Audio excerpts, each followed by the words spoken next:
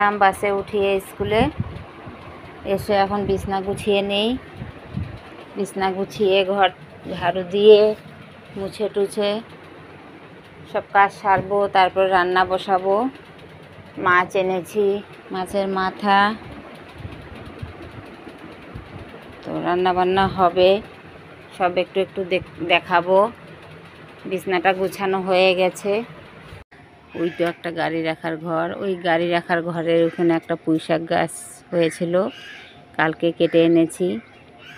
এখন রান্না করব মাছের মুড়ো দিয়ে। কি সুন্দর হয়েছিল পুঁইশাক গাছটা, 4-5টা আগা বের হয়েছিল, কেটে নিয়ে এসেছি। আরও বের হবে, কাটার পরে আরও ছাড়বে। কুমড়ো গাছও আছে ওখানে। আমার মা এসেছিল ডিমাপুর থেকে, মা এসে ওখানে কুমড়ো গাছ লাগিয়ে গেছিলো, তো কুমড়ো গাছও হচ্ছে। আর পুঁইশাক গাছটা নিজেই হয়েছিল, সাদা পুঁইশাক গাছ। এখানে খুব কম হয় আসামে সাদা পুঁইশাক গাছ, তো এখন এটা কোথার থেকে এলো বলতে পারলাম না। ওই যে জঙ্গলের পাশে, জঙ্গল না ঠিক, এটা ফেন্সিং বেড়া, ওর মধ্যে জঙ্গল হয়ে গেছে। তো জঙ্গল কাটতে আসবে লোক, ওরা কেটে দেবে বলে পুঁইশাকটা কেটে নিয়ে এসেছি। এই যে ওই যে আমার কাপড় শুকানোর রশি আজকে শুকায়নি, এগুলি লোকের কাপড়, আমার নয়। একটা রশি ওই যে ছিঁড়ে গেছে, আর একটা লালটা টানানো আছে। লোকের কাপড় শুকিয়ে শুকিয়ে ছিঁড়ে গেছে, আমি উপরে শুকিয়ে দিই। অনেক কষ্ট হয় আপ ডাউন, নিচে আপ ডাউন করতে। এই যে আমার ঘরের কোনায় একটা কাঁঠাল গাছ আছে।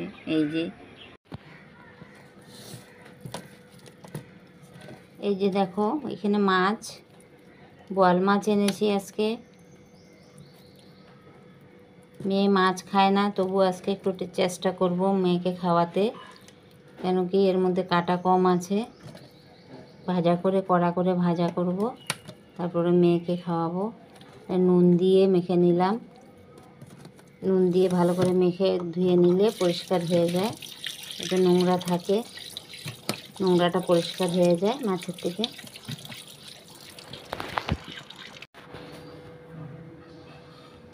এই যে মাছটা তেল হলুদ মাখিয়ে রাখবো, মাখিয়ে রেখে অন্য কাজগুলি করে তারপরে মাছটা ভাজবো। তেল হলুদ মাখিয়ে রাখলে আর নষ্ট হবে না। ভালো করে তেল হলুদ মাখিয়ে রাখলাম।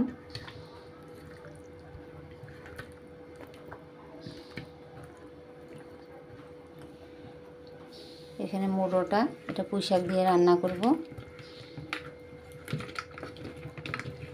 সব তেল হলুদ মাখিয়ে রাখলাম, আর কোনো নষ্ট হবে না। মুড়োটা কেটে ছোট ছোট করে এনেছি, পুঁইশাক দিয়ে রান্না করব তাই।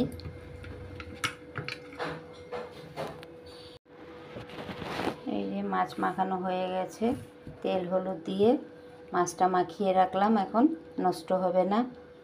গরমের দিন তো একটু লেট হলেই মাছ নষ্ট হয়ে যাওয়ার চান্স থাকে। তেল হলুদ দিয়ে মাখিয়ে রাখলাম, ভাজার সময় নুন মিক্স করে ভাজবো।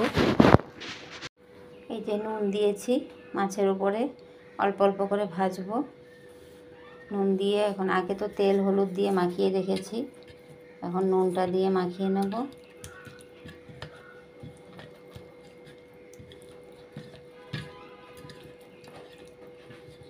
নুন মাখানো হয়ে গেছে, এখন ভেজে নেব।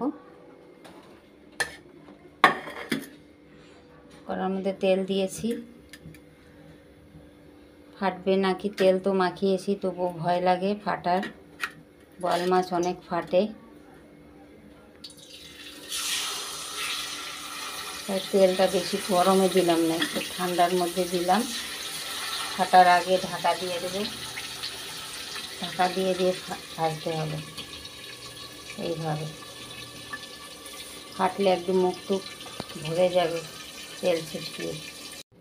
এই যে এখানে পুঁইশাক কেটে নিয়েছি, বলেছিলাম না বাইরের থেকে পুঁইশাক এনেছি, নিজে নিজে গাছ হয়েছিল। এই যে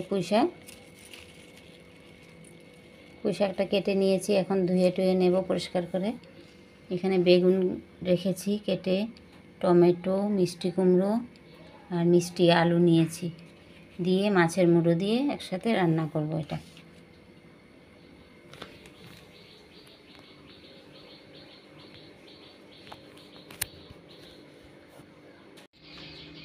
তরকারিটা এখন বসাবো। এখানে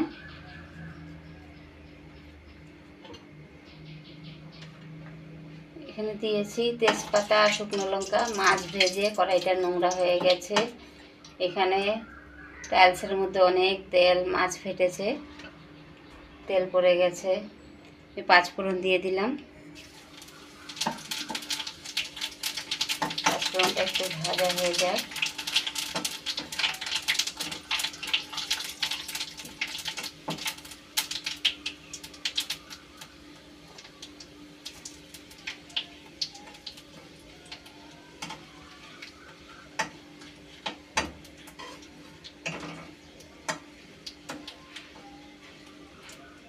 এত হাজার হাজার মানুষে আমার ভিডিও দেখছো, কয়েক হাজার হয়ে গেছে ভিউজ, কিন্তু সাবস্ক্রাইব নেই। প্লিজ তোমরা একটু সাবস্ক্রাইব করে দাও।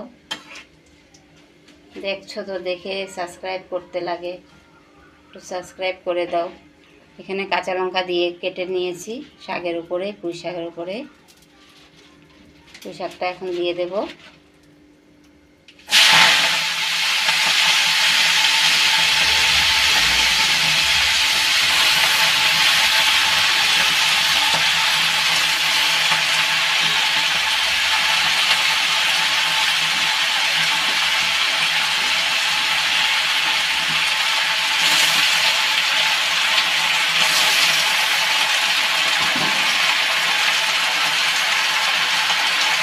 নুন দিয়ে দিচ্ছি।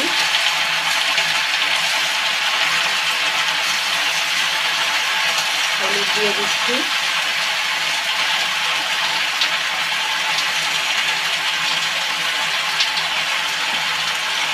দিয়ে এখন একটু নেড়ে দেবো।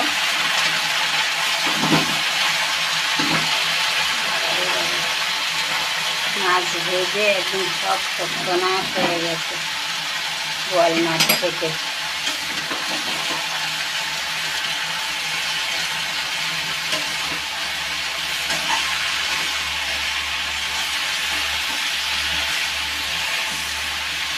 একটু চাপা দিয়ে দেবো।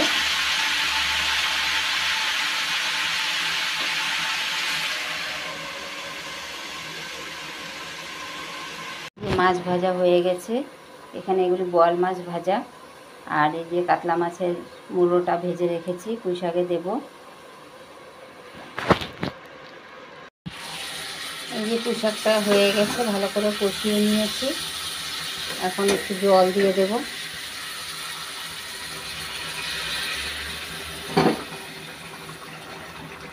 এই যে মাছের মুড়োটা দিয়ে দিচ্ছি।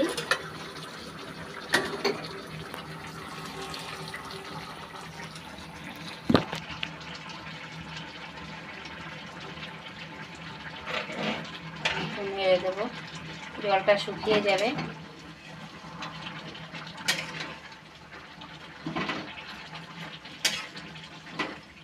আমার কোনো কড়াই গ্যাসের মধ্যে সেট হয় না, টুকুর নড়তে থাকে। একটু ধরতে হলো, আওয়াজ করে কড়াইগুলি ভীষণ। কোনো কড়াই বসে না গ্যাসের উনুনের মধ্যে। এখন একটু চাপা দিয়ে দেব।